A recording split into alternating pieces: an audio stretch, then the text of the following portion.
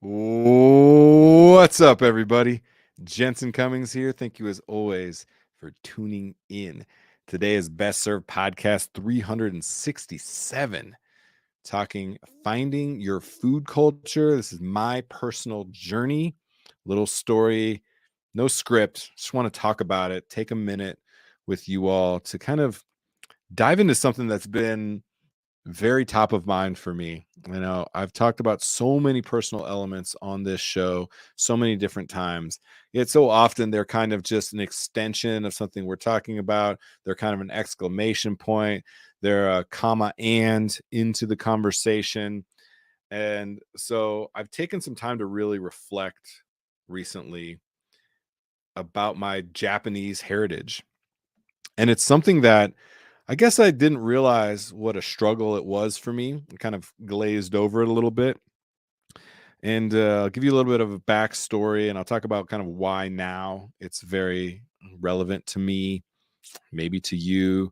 And I also want to talk about some exciting stuff into the future. I'm going to have a big ask, putting intention out in the world to see if down the road something magical, I don't know the way to put it, can happen from this, 12 minutes that we might be talking here. So I grew up, dramatic pause. I grew up in Southern California mostly. Had some of my youth in Germany as well. So understanding different cultures was always something that I kind of innately had a connection to, learning a different language, learning a different culture as a child, trying to mesh those together. It was always something that I was trying to navigate and needing to navigate, really. Also have Japanese heritage. My grandmother, my Oba-chan, Bachan, as she wanted us to call her, is from Kyoto, Japan. And so being multicultural was always a part of my life. There was a certain time in my life, though, where I very much shunned it. I did not want to be Japanese. I did not want to be Asian. And that played out in a multitude of ways. And food was actually at the center of it often. And so it's very interesting how that's played out now. I didn't want to be Japanese because I felt I wasn't Japanese enough. I also felt like I wasn't American or white enough, Irish or French enough. The other sides of my heritage. And so I actively tried to kind of push that aside. I remember people would ask me, they're like, "So what are you?" I was like, "Oh, fuck that question. What are you?" I was like, "Oh, I'm Irish and French."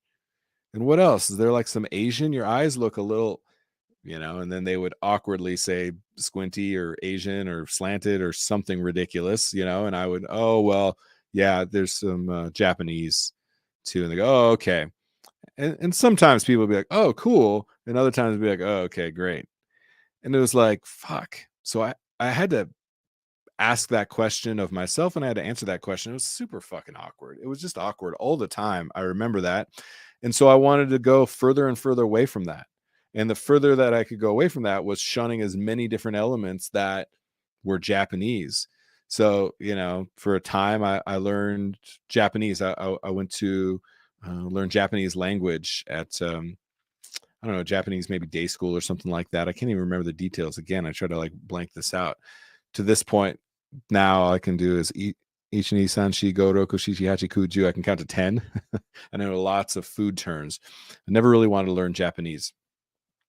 Then my grandmother, Oba-chan, would come over to our house. This I remember very distinctly. And it informs a lot of maybe the shame that I felt and then finding my culture very much through finding Japanese food. She would come over, very Japanese, with the tiniest little like Tupperware containers, a dozen of them, each filled with different Japanese condiments, sauces, fermentations. And they all had that funk and that stank to it. There was natto in there. There was tsukemono in there. There was umeboshi. There was all, all kinds of goodies as I imagine them now. But at the time, they were this like physical manifestation of all of the shame and doubt and fear that I had as a Hapa, as a part Japanese, part white person, being somewhat round eye and still being a Jap, a nip, all of these things that like even like I struggle to say because they've all been cast towards my people, so to speak. And it's hard. And even just of recent, and again, I don't know if I'm Japanese enough to speak out on, you know, Asian hate. Still to this day, there's this awkwardness of like maybe that's somebody else who's more Asian than I am to speak on because, and I will say that I'm lucky, I guess, to some degree that I'm 6'2" with pretty pale, kind of more Irish skin and a big French, schnoz. There you go. There's the profile. So like I didn't get discriminated against to the degree. So much more of it was self-loathing, I think for sure.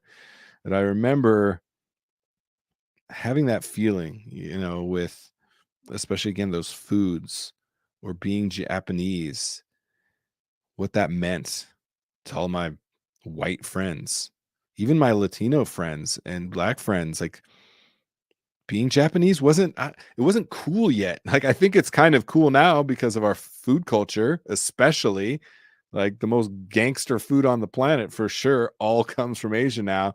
France and Italy, I'm sorry you had your day. Now you're getting dominated by the Asians and the Latin A community for sure. So anyway, I digress, and I'm going to digress a lot during this the next couple minutes. That food that she would bring over, it was just the smell and the look of it was just a reminder of that self-loathing.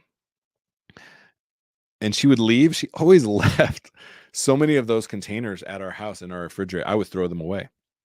I would throw them away because I didn't want anybody, myself included, I didn't want to set stuff.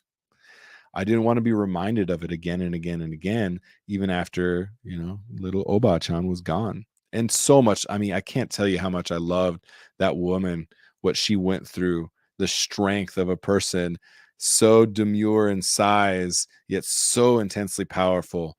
So I always held a lot of respect for her.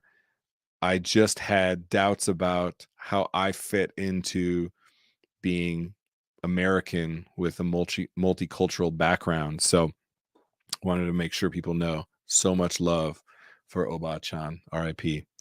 One of the best, one of the best, most stoic, powerful people I have ever encountered in my entire life, and an amazing storyteller. She was a Toastmaster, and she would get up and speak in front of people, and maybe that's where I get some of my gregariousness. I don't know. The food.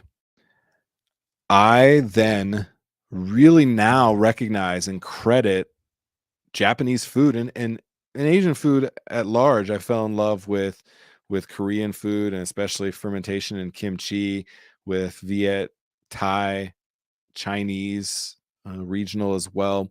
It was this unlock of this like mystical, magical world that is Asian culture and food, and the Japanese have a level of refinement and snobbery for sure that is just, it's kind of unmatched. It really is. And the French, I think, idolize the snobbery that the Japanese are able to instill, especially into their food. And so all of a sudden, I started being able to cook with Asian ingredients and Asian food, and started to explore Japanese food through its culture, and sushi became, a mainstay kind of the American diet. And all of a sudden, like then all these hype monsters came out and ramen shops were opening up all over the place, all these different things. Like it was all of a sudden cool to be Japanese. I still wasn't Japanese enough.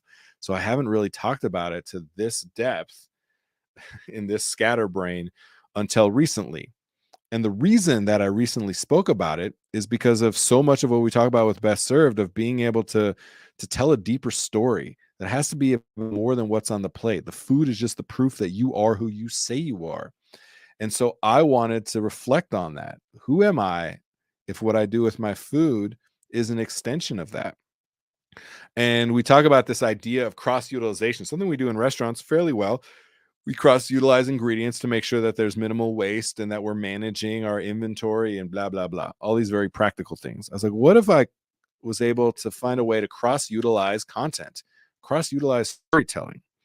And so there's all these different, like, highfalutin techniques and approaches that I take to Japanese food, still being an outsider, and I apply that to food. And there's one specific thing that I really love. It's donburi, which is a Japanese rice bowl, kind of ubiquitous rice bowl done regionally in all kinds of different ways. And I think of the Kyoto style more like a kaisendan, which is like food kind of based, and being not on the coast, Kyoto, there's a lot more preserved fish.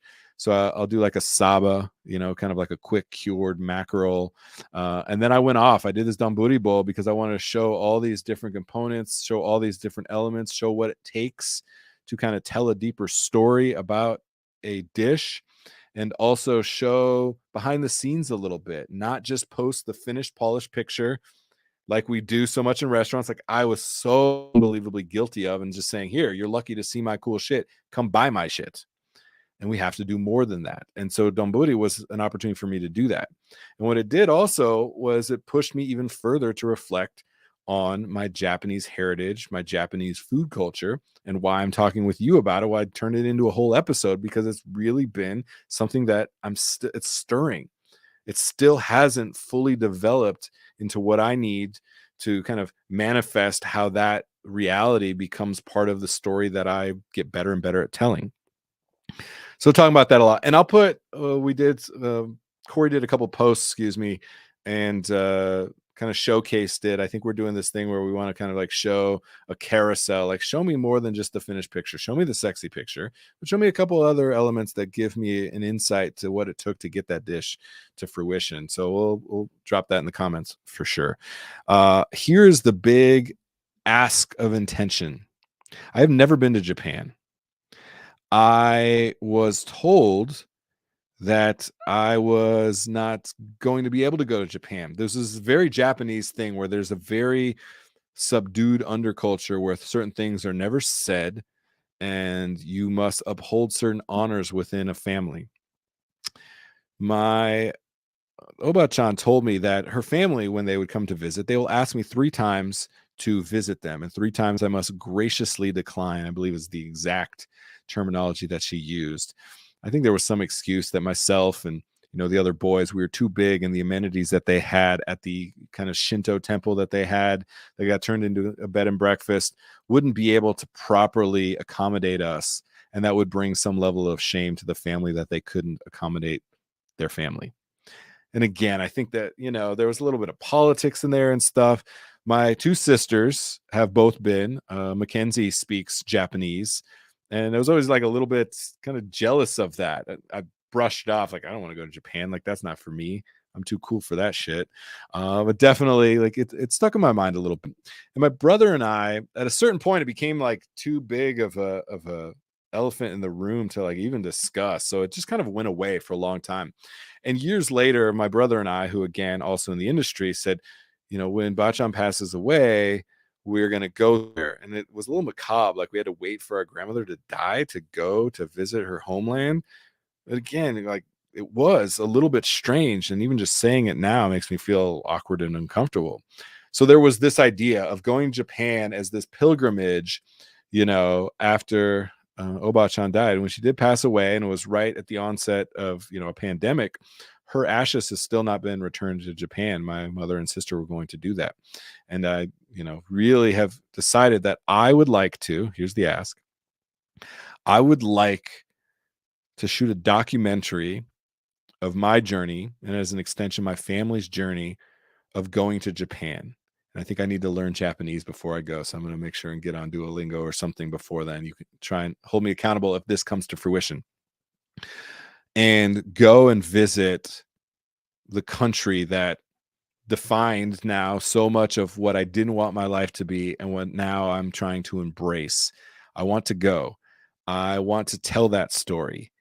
Somewhere out there, somebody, one of you watching this, listening to this, is the person, knows the person, will connect me to the person, the people, the group, the opportunity to help get me there, to help shoot a documentary, to get it on Netflix, Amazon Prime, whatever it is. Finding food culture, my personal journey, is something that I absolutely want to bring to fruition. I want to struggle with that process. I want to be inspired by that process. I want to figure out a way to finance something like that. I have no fucking idea what something like that takes. $200,000 to get me and some family there, and video crew and production, and somebody to figure out how the hell that gets onto platforms where that stuff is produced and streamed, and super BHAG, big, hairy, audacious goal. Then it gets, at some film festivals, and it wins a James Beard Award and a Oscar. That to me would, be life changing. But my life would have already been changed by going through the process of that. And that would just be the final dish. That would be the extension of the actual journey, which is what I believe all of us are on when we commit ourselves to a life of food and hospitality.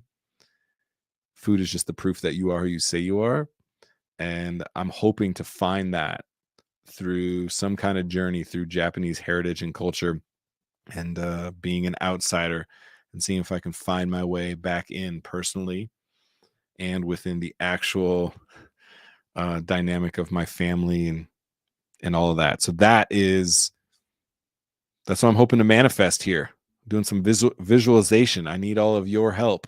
I hope this connects and resonates. I think a lot of us struggle with our own identity and culture, and maybe talking about it just a little bit more.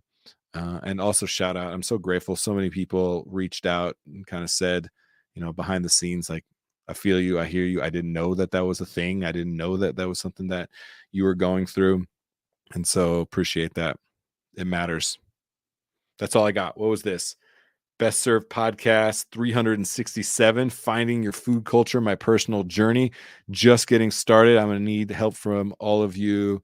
And so let's make it happen. Let's get Best Served out to Japan to take this journey. Oh, fuck. How fucking cool would that be? Amazing.